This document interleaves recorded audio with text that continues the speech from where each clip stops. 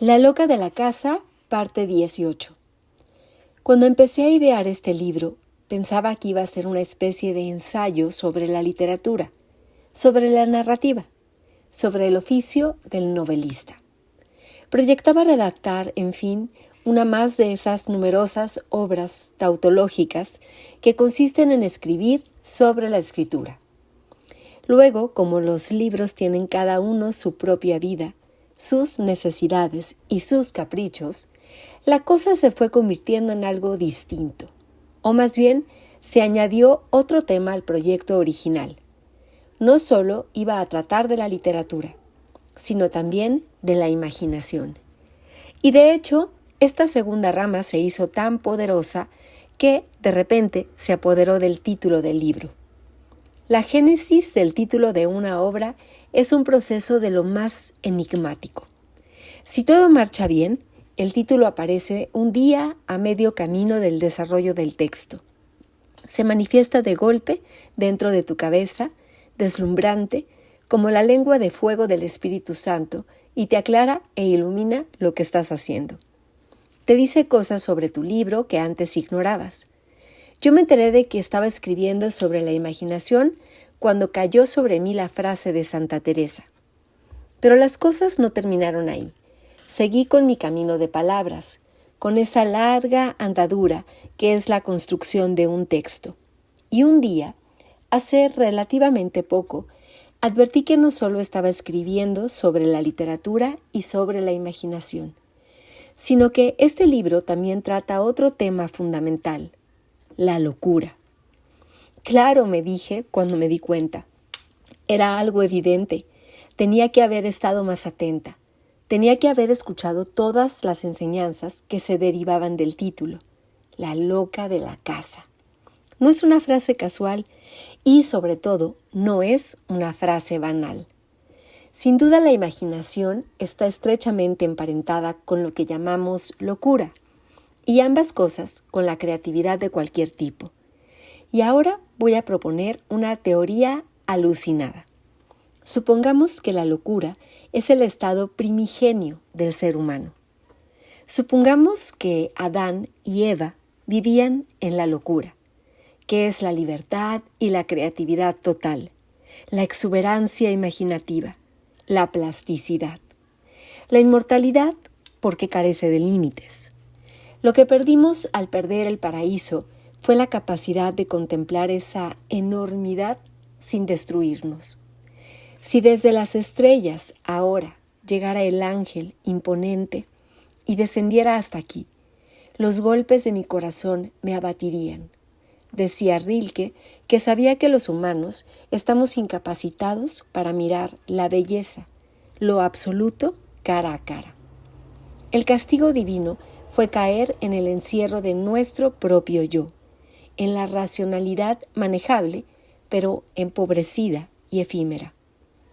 Por eso los seres humanos han usado drogas desde el principio de los tiempos, para intentar escapar de la estrecha cárcel de lo cultural, para echarle una ojeada al paraíso. Pero si incluso nuestro archiabuelo Noé se emborrachaba hasta la inconsciencia. Recuerdo ahora a Aldous Huxley, que en su lecho de muerte y a punto de entrar en la agonía, pidió que le inyectaran una dosis de LSD. Siempre me espeluznó esta macabra y arriesgada idea de morir en ácido. Ese sí que es un mal viaje del que no se regresa. Pero por otra parte, si al fallecer estaba drogado como un piojo, ¿acaso llegó a experimentar de verdad su fin? ¿No estaba ya en el otro lado, en esa realidad inmensa en donde nadie muere? De hecho, dicen que con o sin LSD, en todo fallecimiento sucede algo parecido, que el cerebro libera una descarga masiva de endorfinas, que nos drogamos a nosotros mismos y de ahí que las personas que han regresado de las fronteras de la muerte cuenten todas vivencias semejantes. La intensidad, la amplitud de percepción, la propia existencia vislumbrada en su totalidad, como iluminada por un rayo sobrehumano de entendimiento. Es una especie de delirio, pero también es la sabiduría sin trabas. Es la ballena contemplada de cuerpo entero. Por eso muchos pueblos han considerado a los locos como seres iniciados en el secreto del mundo. Sea como fuere, no hace falta morirse ni convertirse en un chiflado oficial y ser encerrado en un manicomio, ni drogarse como el yonki más tirado para tener atisbos del paraíso. En todo proceso creativo, por ejemplo, se roza esa visión descomunal y alucinante, y también nos ponemos en contacto con la locura primordial cada vez que nos enamoramos apasionadamente. He aquí otro tema sobre el que trata este libro, la pasión amorosa. Está íntimamente relacionado con los otros tres, porque la pasión tal vez sea el ejercicio creativo más común de la tierra. Casi todos nos hemos inventado algún día un amor, y porque es nuestra vía más habitual de conexión con la locura. En general, los humanos no nos permitimos otros delirios, pero sí el amoroso. La enajenación pasajera de la pasión es una chifladura socialmente aceptada. Es una válvula de seguridad que nos permite seguir siendo cuerdos en los demás. Y es que las historias amorosas pueden llegar a ser francamente estrambóticas, verdaderos paroxismos de la imaginación, melodramas rosas de pasiones confusas. A lo largo de mi vida me he inventado unas cuantas relaciones semejantes y ahora me voy a permitir relatar una de ellas a modo de ejemplo de hasta dónde te puede llevar la fantasía y la locura. Sucedió hace mucho tiempo, demasiado, poco antes de la muerte del dictador. Yo tenía 23 años y colaboraba desde Madrid en la revista Fotogramas. Mi guardarropa estaba compuesto por 2 pares de pantalones vaqueros, una falda zarrapastrosa de flores, unas botas camperas algo mugrientas, 4 o 5 camisas indias transparentes y un zurrón de flecos. Quiero decir que era más bien hippie, todo lo hippie que se podía hacer en 1974 en la España de Franco, lo cual significaba que estaba más o menos convencida de que, entre todos, podíamos cambiar el mundo de arriba abajo.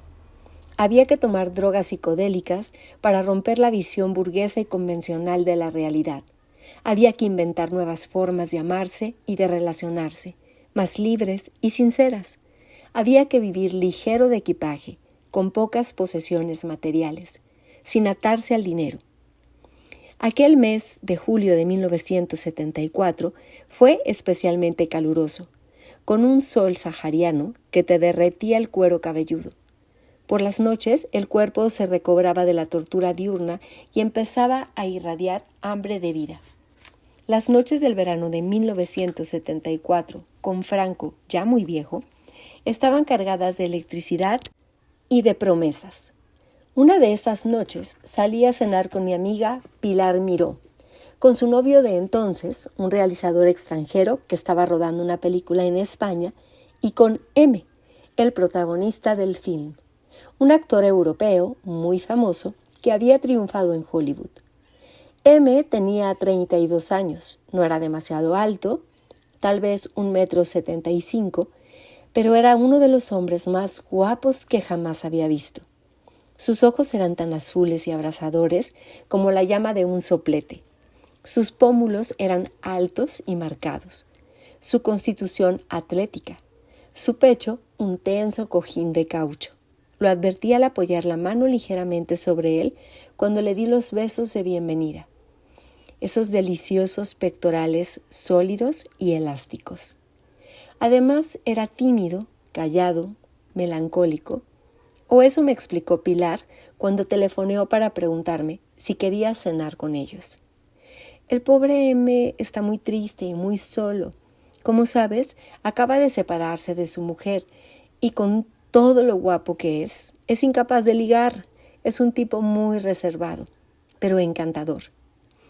De manera que, en realidad, yo fui a la cena como posible objeto de ligue. Fue una cita tácitamente celestinesca. Acudí de buen grado, curiosa y divertida, intrigada por las descripciones de Pilar. M, en efecto, hablaba más bien poco, pero era imposible discernir si su laconismo era una cuestión de carácter o una consecuencia del hecho de que no pudiéramos entendernos, porque él no hablaba el castellano y mis conocimientos de inglés de aquella época se reducían a un par de canciones de Dylan y los Beatles, barboteadas de oído soltando barbarismos. A pesar de esa dificultad monumental, la noche transcurrió bastante bien, con Pilar y su novio llevando el peso de la charla. Cenamos opíparamente, nos fuimos de copas y terminamos en una discoteca. A esas alturas de la madrugada y del baile ya no nos hacía falta conversar. Nuestros cuerpos asumieron todo el diálogo. Apretada entre sus brazos, hundiendo la nariz en el olor febril y mullido de su rico pecho, disfrutaba de ese mágico momento que consiste en sentirse deseada por un hombre al que deseas ardientemente. Toda mi conciencia estaba inundada por esa sensación de plenitud, pero por debajo, ahora me doy cuenta, también se agitaba una vaga inquietud, una pequeña incomodidad que preferí ignorar. Al cabo Pilar y su novio se retiraron y nosotros, sin necesidad siquiera de preguntarnos, nos dirigimos en mi coche, ese Mejari de segunda mano al que se refiere Iván Tubau, al apartamento que la productora había alquilado a M en la Torre de Madrid, el orgulloso rascacielos del franquismo. Era sábado y cuando llegamos a la Plaza de España había montones de vehículos aparcados sobre la acera. Yo encontré a duras penas un pequeño hueco entre ellos y también dejé mi coche ahí. Pese a la hora, los jardines de la plaza estaban llenos de gente, como si se estuviera celebrando una verbena. Era el calor y el verano delicioso de las noches de julio. Subí al apartamento de M, más embriagada por la intensidad de la noche que por el alcohol. Tardamos en llegar. El interior de la torre era un laberinto de ascensores y escaleras, y la vivienda se encontraba en uno de los últimos pisos. Recuerdo que estábamos tan encendidos que apenas si nos dio tiempo de cerrar la puerta. Recuerdo que tiramos la ropa por el suelo y que nosotros mismos rodamos sobre la moqueta durante largo rato antes de arrastrarnos hasta la cama.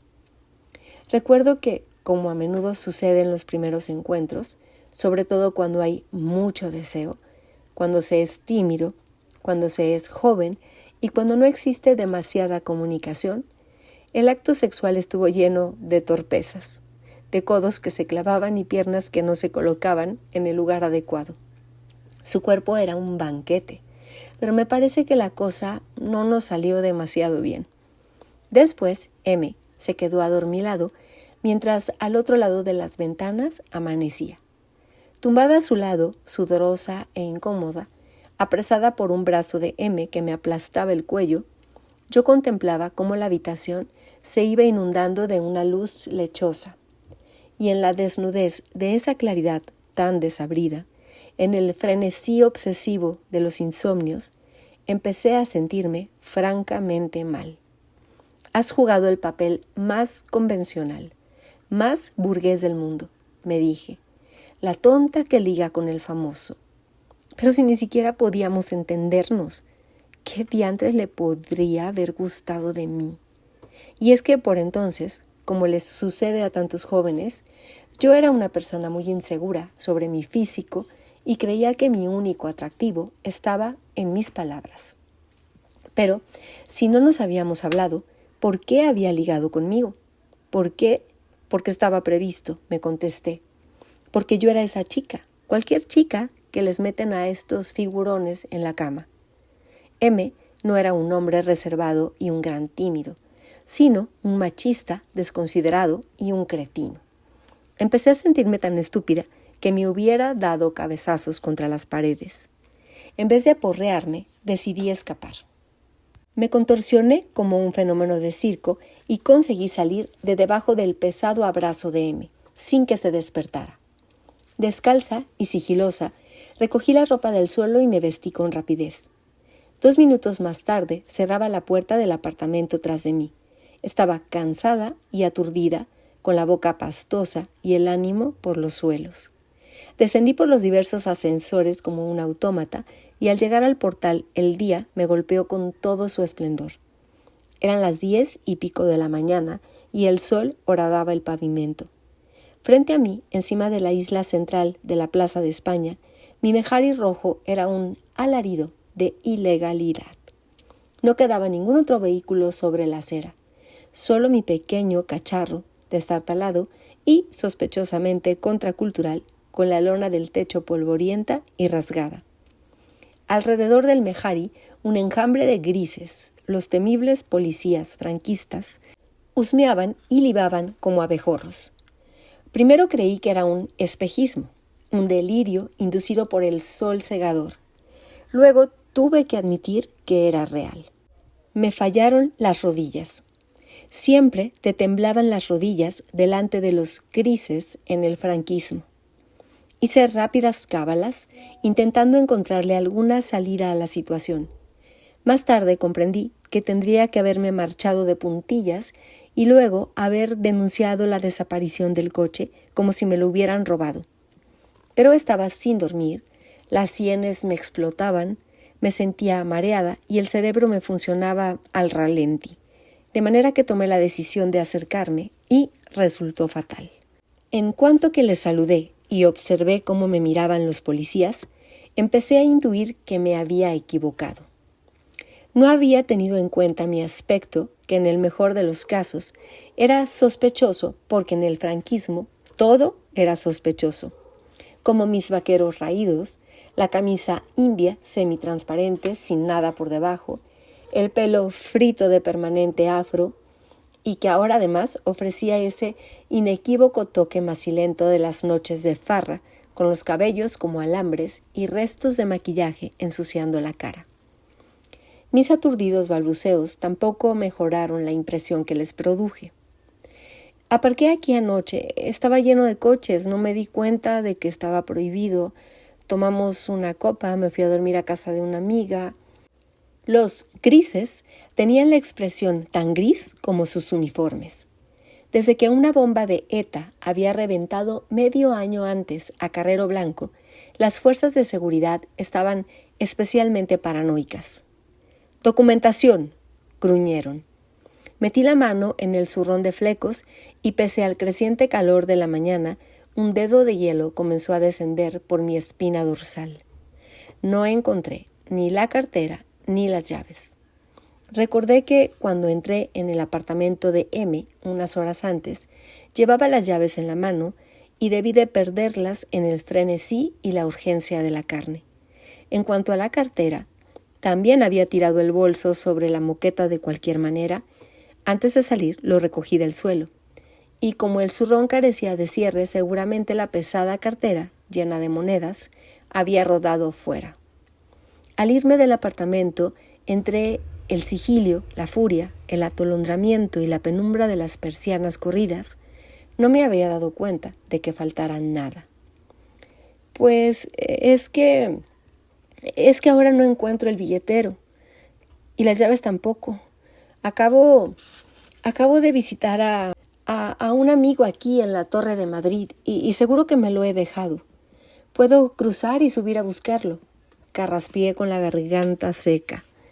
Los grises se encapotaron un poco más. Crecían de estatura por momentos, ceñudos y temibles. ¿No decía que había dormido en casa de una amiga? ¿Y ahora dice que ha estado aquí, enfrente, con un amigo? Argumentó uno con tonillo sarcástico e ínfulas de agudo detective. ¿Y quién es ese amigo? ¿Y dónde vive? Ya me parecía bastante calamitoso tener que volver a aparecer en casa de M a buscar mis cosas, pero con la pregunta del policía me di cuenta de otro pequeño detalle catastrófico. No sabía cuál era el apartamento ni en qué piso estaba. Debí de ponerme del color de la cera. Gemí, tartamudeé, jadeé y expliqué como pude que era un actor famosísimo, pero no lo conocen y que no teníamos más que ir a preguntarle al portero y subir y recuperar mis cosas e identificarme y recoger la multa por mal aparcamiento, claro que sí, y marcharnos todos a nuestros asuntos tan tranquilos. Creo que no quedaron muy convencidos porque 2 de los policías me acompañaron a la torre y uno me tenía firmemente agarrada por el antebrazo. Me acerqué al portero, que nos observaba con notoria desconfianza desde detrás de su siniestro mostrador de mármol verde oscuro, estilo panteón de El Escorial. Le pregunté por M, no le conocía. Describí a M con todo lujo de detalles, enumeré todas sus películas estrenadas en España, di el nombre de la productora. No le sonaba nada. Él era un suplente. Solamente venía algunos fines de semana. Llevaba en su puesto desde las 6 de la mañana y no me había visto entrar en el edificio. ¿Y salir? Sin duda tenía que haberme visto salir 20 minutos antes. De eso no tenía constancia. Como era natural, él no se preocupaba tanto de los que salían como de los que entraban por una cuestión de seguridad. A esas alturas, el portero del edificio, un cuarentón obtuso, había trabado una relación de confianza con los 2 policías. Eran colegas y los 3 estaban en contra de mí, crecientemente inquietos y suspicaces. En las dictaduras, tú siempre eres culpable, y lo que tienes que demostrar es tu inocencia. De manera que el guardia, que me tenía agarrada por el brazo, me volvió a arrastrar hacia el coche. En el entretanto, habían aparecido más grises, ahora eran por lo menos una docena, y uno de los recién llegados debía de ser un mando importante, porque todos se le cuadraban muy obsequiosos. Empezaron a contarle respetuosamente mi peripecia. Dice que ha olvidado su cartera y sus documentos en un apartamento. Dice que no recuerda el apartamento. Ha incurrido en contradicciones. En esas estábamos cuando uno de los policías más jóvenes, un muchachito rústico de apenas 20 años, de esos a los que en la universidad llamábamos de forma paternalista desertores del arado, se puso a husmear en mi coche, en el que por otra parte había muy poco que ver. Era una especie de pequeño jeep de plástico rojo. Como estábamos en verano, le había quitado las puertas y las lonas laterales y solo tenía puesta la capota del techo. El joven gris abrió la guantera que, aunque tenía llave, estaba rota y verificó que allí dentro no se ocultaba nada. Luego metió las manos por debajo de los asientos y sacó unos cuantos puñados de pelusas. Por último, y en un rapto de genialidad, procedió a desenroscar la bola de cambio de marchas. El cambio de marchas era una larga palanca de metal, rematada por una bola de plástico negro de unos 6 centímetros de diámetro. Curiosamente, la bola estaba hueca y dividida por la mitad, y ambas partes se enroscaban una con otra. Supongo que para poder montar y desmontar la palanca fácilmente. Esa modesta pieza de mecano fue la que abrió el joven guardia, y dentro encontró una minúscula piedra de hash envuelta en celofán, bastante reseca y apenas suficiente para un par de petardos. Las sobras de un reciente viaje a Ámsterdam, un pequeño almacén de provisiones que yo prácticamente había olvidado. Tuve mucha suerte. Tan solo estuve detenida un par de días y no me atizaron ni un bofetón, cosa que en aquellos rudos tiempos del franquismo era algo extraordinario. Supongo que mi profesión de periodista en activo, que verificaron enseguida, debió de contener su furia represora. Eso y mi condición evidente de pringada, de persona que no tenía relación con nada verdaderamente subversivo. Tuve que pagar una pequeña fianza y se abrió un proceso que nunca llegó a nada, porque fue sobreseído o archivado o lo que fuere en una de las amnistías del posfranquismo. A la mañana siguiente de mi detención, mi hermana Martina vino a comisaría y trajo el carnet de identidad y las llaves del coche. M había llamado a la casa familiar, que es la que figuraba en el DNI y en la que aún seguía viviendo mi hermana. Esa casa remota que ahora he visitado y que oculta las antiguas baldosas bajo el parquet. Y le había llevado mis pertenencias. ¿Qué pasó? ¿Por qué te fuiste así del apartamento de ese tío, tan corriendo y dejándotelo todo? me preguntó Martina adustamente. Jamás habíamos compartido confidencias de novios ni en realidad de nada. Vivíamos como ensordecidas desde el gran silencio. Yo me encogí de hombros. Me sentía humillada por la noche con M, por mi propia actitud, por haber sido detenida tan estúpidamente. No quería ni acordarme de mis torpezas. En realidad no pasó nada, solo que es un machista y un gilipollas. No quiero volver a saber de él. Hay que tener mucho cuidado con la formulación de los deseos, porque a lo peor se cumplen. En efecto, no volví a saber de M, por lo menos durante un par de semanas. Luego un día abrí el diario Pueblo y, en la sección de frivolidades veraniegas, me encontré con una fotonoticia que decía «La novia española de M», y allí estaba retratado él en una mala instantánea pillada por sorpresa a la salida de algún local con un brazo por encima de los hombros de Martina, de mi hermana.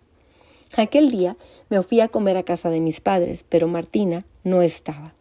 Demoré mi marcha por la tarde por ver si llegaba, pero nunca llegó. De manera que regresé de nuevo al día siguiente a la hora del almuerzo, para pasmo y delicia de mi madre. Martina estaba allí, ojerosa y menos cuidadosamente arreglada que de costumbre. Siempre ha sido más clásica vistiendo, pero muy guapa. Irradiaba esa mágica exuberancia que proporciona el buen sexo. En cuanto que la vi, empecé a sufrir. Y qué sufrimiento tan violento. No estaba preparada para sentir algo así. Fue como enfermar de un virus. Fue la peste bubónica. En aquella ocasión no conseguí hablar con ella prácticamente de nada, y tampoco al día siguiente ni al otro. Cogí la costumbre, o más bien la angustiosa necesidad, de ir a comer todos los días a la casa familiar. Martina unas veces estaba y otras no. Cuando estaba nunca nos decíamos nada, nunca le mencionábamos. A mí me bastaba con verla para sentir la más refinada de las torturas, y aún ese tormento era mejor que nada. El deseo, ya se sabe, es triangular. Lo dice Huizinga en el otoño de la Edad Media, refiriéndose a los caballeros que rescatan damas apuradas. Incluso si el enemigo es un cándido dragón, siempre resuena en el fondo el deseo sexual. Yo amé desesperadamente a M a través de mi hermana. Ella era la hacedora y por lo tanto hizo. Yo le puse y le pongo palabras a la nada. Cuando la veía me parecía olerle. La imaginaba lamiendo su pecho mullido, mordisqueando su cuello delicioso. Para entonces mi idea sobre M había cambiado por completo. Ahora estaba convencida de que era un hombre encantador, un tipo reservado y sensible, como había dicho Pilar. Era yo la que lo había echado todo por la borda, la que se había puesto paranoica y estúpida. Un día, al llegar al edificio de mis padres, coincidí con mi hermana. Estaba saliendo de un vehículo grande conducido por un tipo desconocido. Sin duda, era un coche de producción y habían ido hasta allí para dejar a Martina antes de marcharse al rodaje. M se asomó por la ventanilla de atrás y saludó a mi hermana con la mano. Luego sus ojos se cruzaron casualmente con los míos. Su media sonrisa se borró. Frunció el ceño y enrojeció. Cuando el coche arrancó, aún nos estábamos mirando. Sus ojos eran como una quemadura, como el fósforo ardiente de una cerilla que se hubiera pegado a la carne y la taladrara. Entré consternada en el portal detrás de mi hermana, que me estaba esperando en el ascensor. Subimos en la vieja y cochambrosa caja de madera. Yo debía de estar obviamente tan mal que cuando nos detuvimos en el 7º piso, Martina me puso una mano en el brazo y murmuró: «Tú dijiste que era un gilipollas y que no querías saber nada de él». No contesté. «Tienes un incendio en la cabeza y por eso quemas las cosas», añadió mi hermana con cierta aspereza. Seguí callada. No podía articular palabra. Ahora era mi hermana la que hablaba y yo la que había caído en el silencio. En cualquier caso, no nos dijimos más. Dejé de ir a comer a casa de mis padres y me dediqué a sufrir intensamente todas y cada una de las horas del día. Estaba obsesionada. Yo aún no era consciente de ello, pero M tenía la marca. Esto es, reunía todos los ingredientes fatales que hacen que un hombre me aprisione, como el cepo aprisiona al zorro itinerante. Tengo la teoría de que el deseo sexual y pasional se construye en algún momento muy temprano de la existencia y sobre unas pautas más o menos estables. Es como lo que contaba Konrad Lorenz, el padre de la etología, sobre sus gansos. Cuando el pequeño ganso sale del cascarón, toma por su madre al primer ser vivo que ve cerca. Eso se llama imprimación. Ese primer ser vivo se imprime con el contenido emocional del concepto madre y así permanecerá identificado para siempre, engarzado al corazón del pato hijo.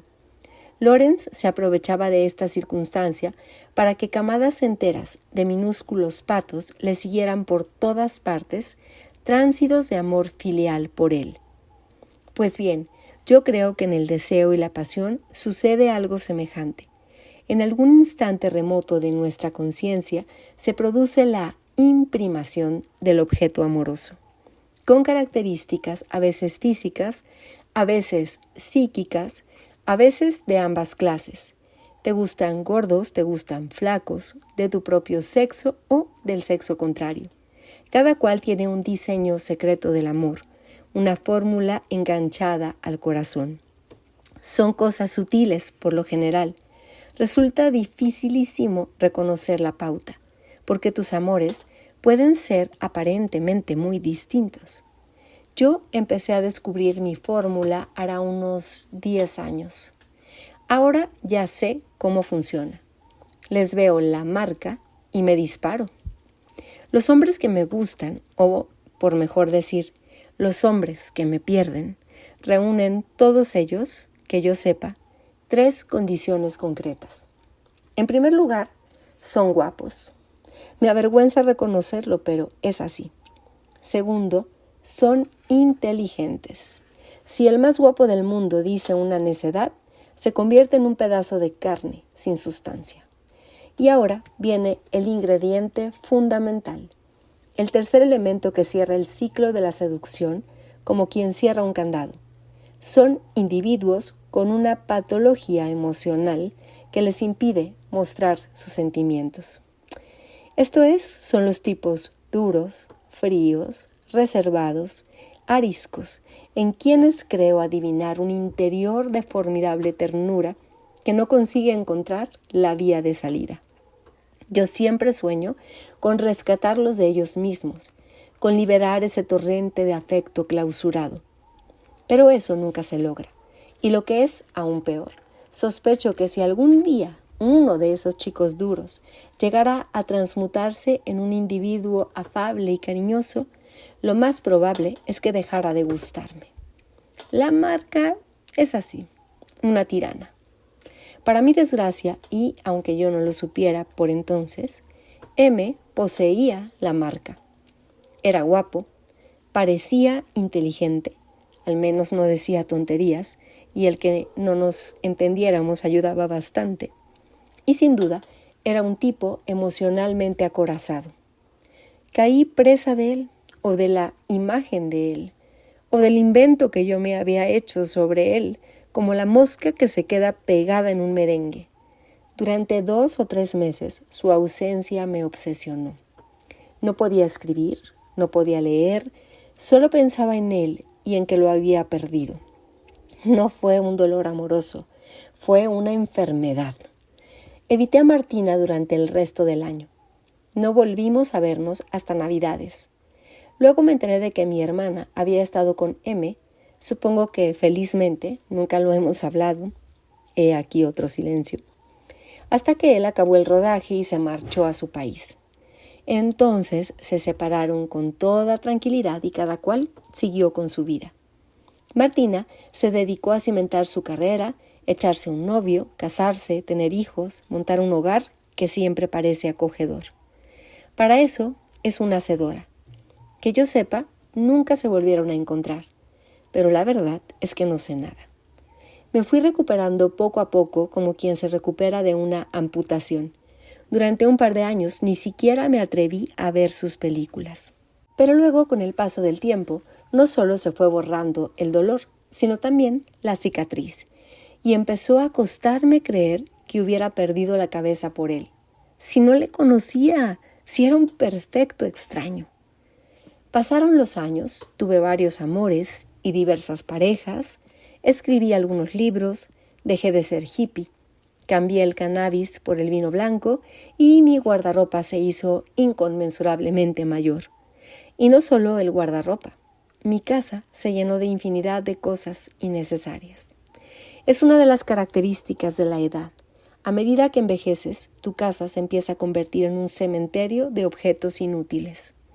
En esas estaba, instalada ya definitivamente en la edad madura, cuando, no hace mucho, me invitaron a ser jurado de un festival internacional de cine que se celebraba en Santiago de Chile. El jurado estaba compuesto por 9 personas, actores, directores de cine, escritores. Me habían comunicado previamente los nombres de todos, pero cuando llegué al aeropuerto de Santiago, alguien comentó que había habido unos cuantos cambios. Los jurados nos reuníamos esa noche por primera vez en el restaurante del hotel. Al día siguiente comenzaba el certamen. Me quedé dormida y llegué la última al reservado de la cena, aturullada y muerta de vergüenza. Ocupé el primer sitio libre que encontré y los organizadores empezaron a presentarnos. El tercer nombre que dijeron fue el de M. Me quedé helada. Giré la cabeza y estaba sentado junto a mí. Nuestros ojos se cruzaron, pero su mirada ya no quemaba como el fósforo. Intercambiamos una pequeña sonrisa social sin dar ninguna muestra de reconocernos. Yo estaba segura de que no se acordaba de mí, lo cual era un alivio. Amparada en mi anonimato, me dediqué a estudiarle de modo subrepticio. Creo recordar que por entonces yo tenía 45 años. Luego él debía de tener 54. Sus ojos seguían siendo poco comunes, aunque ahora parecían más pequeños. Quizá porque los párpados se habían descolgado un tanto y porque el blanco ya no era tan blanco, sino más enrojecido y más acuoso. De entrada, en fin, ya no resultaba espectacular. Ya no era un hombre que fuera atrapando las miradas con solo aparecer en algún lugar. El tiempo no suele ser piadoso con los guapos, mientras que los que nunca hemos sido bellos podemos adquirir cierta solera con los años. Quiero decir que ahora nos encontrábamos más a la par, que ya no existía esa distancia física que antaño me había hecho sentir tan insegura. M estaba canoso y arrugado, y tenía una expresión cansada o melancólica. Había envejecido de manera natural y aparentaba su edad.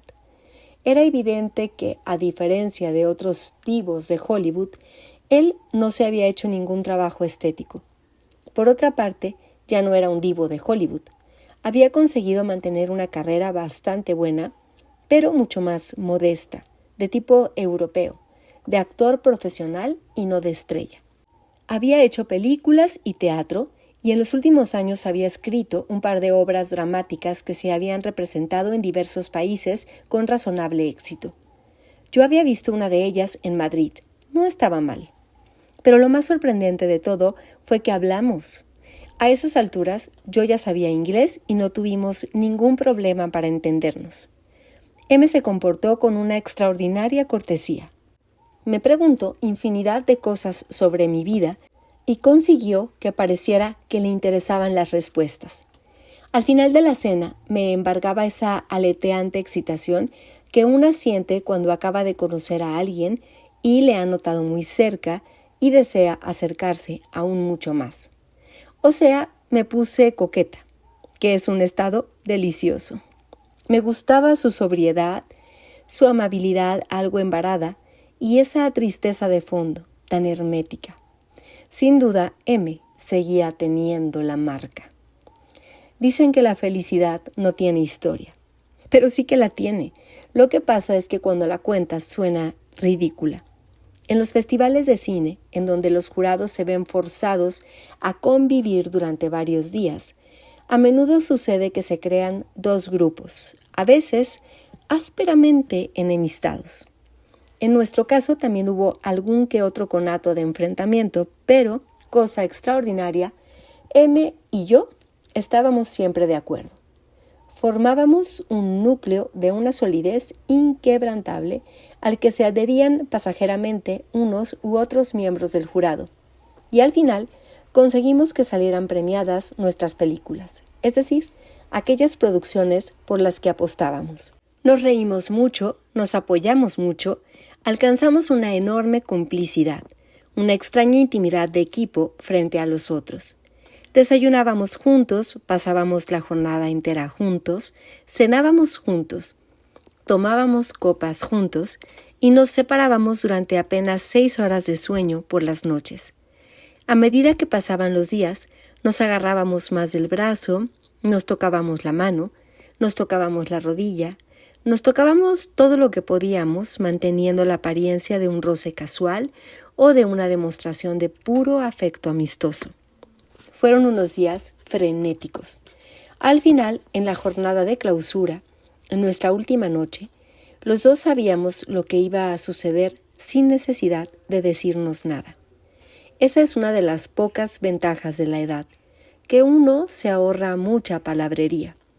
Nos escapamos de la ceremonia de entrega de premios, nos fuimos a mi habitación y pedimos una cena opípara al room service. Ni la probamos. Otra de las ventajas de la edad. No hay que fingir orgasmos, no hay que dar grititos innecesarios y en general uno ya sabe dónde colocar los codos y las rodillas. No nos sobró ninguna articulación en esa noche. Podríamos haber hecho el amor varios días antes, pero habíamos disfrutado del aplazamiento, de la promesa tácita, de los roces crecientes, de la oferta de ese cuerpo que es un tesoro que nos aguarda, del deseo que se tensa y se exacerba. Me deleité sacando a la luz cada centímetro de la piel de M, su cuerpo delgado, menos musculoso que antes, su carne más madura, más descolgada y blanda, pero también más elocuente. Me gustaron sus caderas de hombre mayor, la manera en que cedían bajo mis dedos, la larga historia personal que me contaba su piel.